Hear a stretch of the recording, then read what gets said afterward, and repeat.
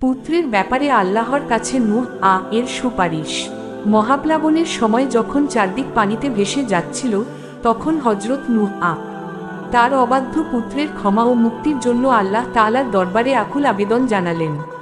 তিনি প্রার্থনা করলেন, হে পরওয়ারদেগার, আপনি তো আমার কাছে আমার পরিবার পরিজনকে বিপদ থেকে রক্ষা করার ওয়াদা করেছিলেন, আর আমার এই পুত্রও তো আমার পরিবারেরই একজন, অথচ সে এখন চোখের সামনে ডুবে যাচ্ছে।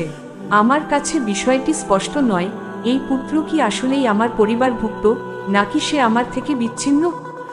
জবাবে আল্লাহর পক্ষ থেকে জানানো হলো যে সে আসলে তার সেই পরিবারের অন্তর্ভুক্ত নয় যাদের রক্ষা করার ওয়াদা করা হয়েছিল। কারণ আল্লাহ পূর্বেই স্পষ্ট করেছিলেন যে অবাধ্য ও কাফেরদের ওপর শাস্তি নেমে আসবে, আর এই পুত্র ছিল তাদেরই একজন।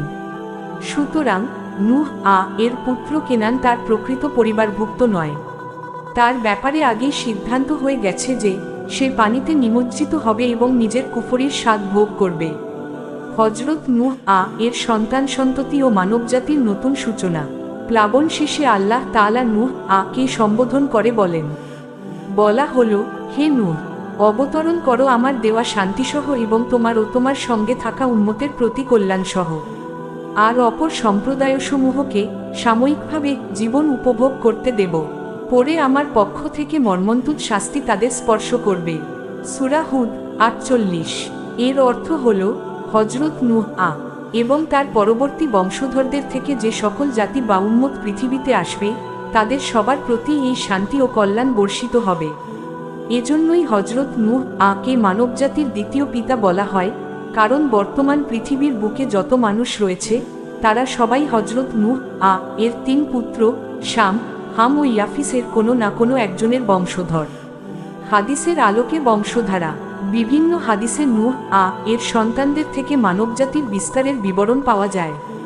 হযরত সামুরা থেকে বর্ণিত, রাসূলুল্লাহ বলেছেন, শাম হলেন আরবদের আদি পিতা, হাম হলেন আবিসিনিয়ার ইথিওপিয়া আদি পিতা এবং ইয়াফিস হলেন রোমকদের আদি পিতা। হযরত ইমরান বিন হুসাইন এর বর্ণনা, তিনিও অনুরূপ হাদিস বর্ণনা করেছেন। এখানে রোম বলতে মূলত প্রাচীন গ্রিক বা ইউনানি জাতিকে বোঝানো হয়েছে।